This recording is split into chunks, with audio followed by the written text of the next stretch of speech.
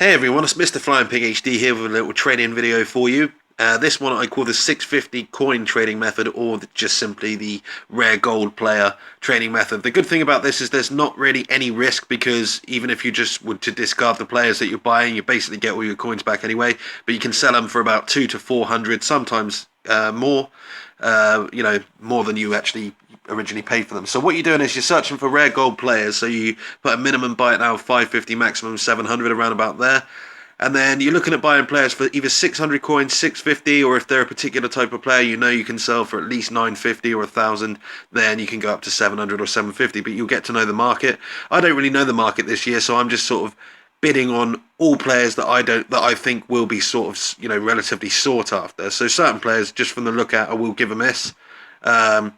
I personally bought Lindegaard when I got the game because I'm a United fan, so if I can get him for 700 and sell him for closer towards the 1,000 mark, then that'd be a good mark. Same with Milner, he's going to be a sought-after player. Dyer's got the pace. Di McAllis is an 82, but he was slower. Not going to put a bid on for him, but Adebayor. There's a lot of players that are currently available that you can get for close to 600 coins, just because there's a lot of packs being opened. And if you relist them on the market for, say 900 coins, and with a buy it now of 950, that way you're making yourself a good few hundred coins each time. Do that 30 or 40 times, and that's 10k, more than that, even. And you can obviously do this, just repeat this process over and over again. So, you buy players for 650, you fill up your whole trade pile, you go to sleep. So you put them on overnight. And then you wake up in the morning, you probably have sold half of them, for the buy it now price. Always make sure your starting price is just 50 coins less than the buy it now price. And that's got to be at least a couple of hundred coins more than you actually paid for the player, because there's a 5% tax as well. Unless it's changed since last year, but basically as soon as players sell, replenish that trade pile with players. So you've always got players that are on there, always got players that are available. Obviously, if you're staying in, what I would suggest is, if you're playing the game, and is list them for an hour. So say you've got 40 things in your trade pile listed for an hour, and 15 of them sell at the end of the hour. Just relist them again. You've played a few games, you've got a couple of thousand coins from that anyway. You've made a good couple of thousand from trading. Relist them again, play some more games. Go back, check an hour later, you'll have sold a bunch more players. Keep replacing them, with new players that you get for close to 650. And that way you'll always just have a steady stream of coins coming in. This method is not a get-rich-quick method. But say you've got 30,000 coins, like I did at the start of this video, around about that, 25,000 or whatever it is. It's a good way of getting yourself on the trading ladder, because you're not putting all your eggs in one basket and buying a couple of players for 15,000 coins and hoping to make a couple of thousand each time they sell. Because that's quite a long, drawn-out process. It takes time. This method, it's basically high turnovers. You can sell a lot and make a small profit. Basically like McDonald's do it, except with players, obviously. So, just from looking at this video, you can see the types of players that I'm buying, but I'm not saying necessarily that these players are the best players to buy with this method, but I know that they're basically no risk, because I'm buying them for next to, what they'll discard for anyway. And I'll definitely sell them for at least a little bit more than I bought them for. So it's not really a risk. I'd say this is a no-risk method, really. And you can basically start it with, 5k if you just want to get 10 players. To fill up your trade pile, you need 30k or 20k, something like that. So you don't need a great deal of coins in order to fill up the trade pile and get the most benefits from it. Obviously, if your trade pile's full, you're gonna get a lot more sales. But as you can see, what I'm doing here in the video now is I'm just listing the players that I've bought for, around about 1,000 coins or just under. Some of the players I've bought and list them for 1,200 coins if I win them, and I know that they're a little bit rare, or a little bit more sought after, or I've just got them for a little bit cheaper. But as you can see here, each time these sell, I'm going to be making 300 coins, around about that. So you sell 4 players, that's 1,200 coins. So you just do this over and over and over and over again, and trust me, if you keep doing this religiously for like an hour, 2 a day, to be honest, you can go and buy 200 players at once if you want, and invest, and then just list them and list them and list them when they sell. and that way it's not, it doesn't even take that much effort. As you can see, it's very easy to buy the players as well. Like, you're probably asking, why would people go and buy your buy it now players when you can just go and do what I'm doing on the market? Well, that's absolutely true, but I don't really know why, but they certainly do. They go and they will pay for them, for 900 coins or 950 or 1,000 coins. The players, they can just go on the open market and buy for 650. To be honest with you, what I do when I'm buying players, I don't generally, if I've got a specific player that I want to buy, I don't generally try and get them for as cheap as possible in the open market. What I'll do is just go and search the lowest buy it now, or some of the lowest buy it nows, check out the contracts on them, all that kind of thing, chemistry styles, and then I'll just buy one. So I can understand it, and you'll get a lot of sales towards the last couple of minutes of the actual listing, so you can make a lot of money. But yeah, right now I'm just buying more players who I think will sell for a profit. He's a 71 pace centre back. Probably shouldn't have bought him, but this you'll see basically if you do this method.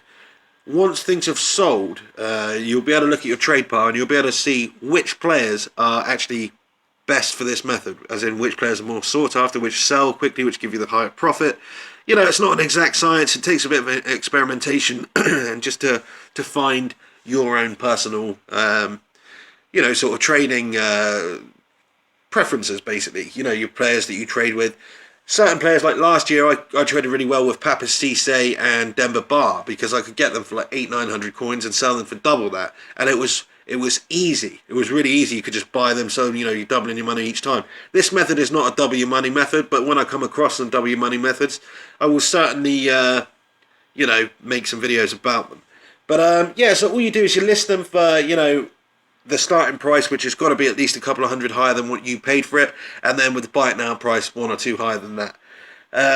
Careful on the console, because what I didn't realise, and you'll see later in this video, is that on the console, when something ends, if you just go to relist it, it automatically takes the starting price back down to what you bought it for, and keeps the buy it now price as it was. But I think that's just stupid, to be honest with you, because I just want to relist, because I definitely relisted some for, before I realised that were just, what I bought them for. So you've got the potential of not making anything. So don't do that. Always make sure your starting price is at least a couple of hundred more than what you've paid for it. So yeah, really good method. Please, comment in the comments box if you want to, if this method's worked out for you. I know it does work, because you can actually check this same method that I was doing last year. I've got a video for that for FIFA 13, and that worked for so many people. So yeah, and just list the players, put them on for an hour, come back and check them out. What I actually did is I listed the players, sold a few, then I relisted them again, and I'm going to show you the results. Just from a couple of hours or a few hours of trading, I sort of left them to it. But yeah, as you can see here, we've got a stockpile of some players. It's not even full up. Go and buy more players. Fill the trade pile up. Make sure you're getting them for nothing. But here we are now. I'll come back to the to show you what is sold. And as you can see in my transfer list here, quite a significant amount of sold in just a couple hours worth of listings. You'd think these players wouldn't necessarily sell, but some people just looking to go and buy them easily and quickly, and they do definitely sell.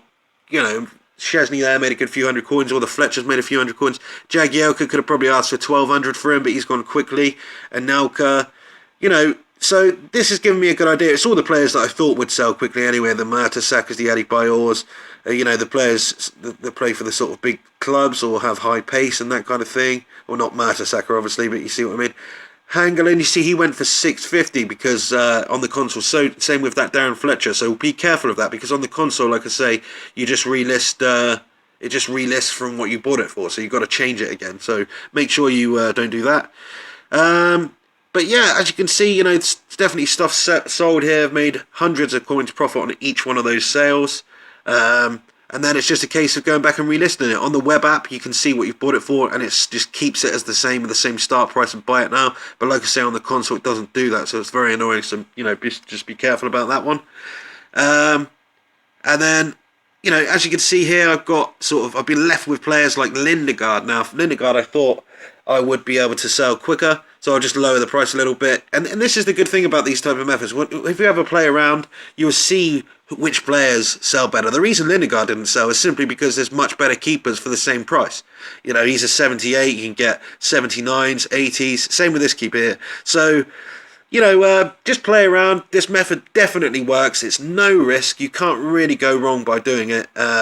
You know, you can start with just a few players. I'd recommend starting, you know, only really starting this method if you can at least buy sort of 10 or 15 players, because that way you'll sell a good few every hour. If you've only got a couple on your market, then you're not going to sell them very frequently. But if you've got 40 on your trade pile, then, you know, stuff's going to sell all the time. So yeah, it's a good method. I stand by this method. Let me know what you think about this method after you've tried it out. And, you know, once you've sold players, then it's just a case of going back to doing this and searching the parameters and finding, you know, the same type of players. Boney there would be a good one to do it with. If you can get Boney for less than, you know, 750, he's going to sell for, you know, significantly more, probably 1200. I'd put him on there for it, maybe even more. You know, so just play around. You'll get to know the market. You get to know the prices. No risk. You can discard them for basically what you're buying them for anyway. So, you know, just to play around. This is MrFlyingPigHD saying, you know, thanks for watching the video. I hope it helped you out in some way. Please like, subscribe, comment, and keep a lookout for the next video, and take it easy.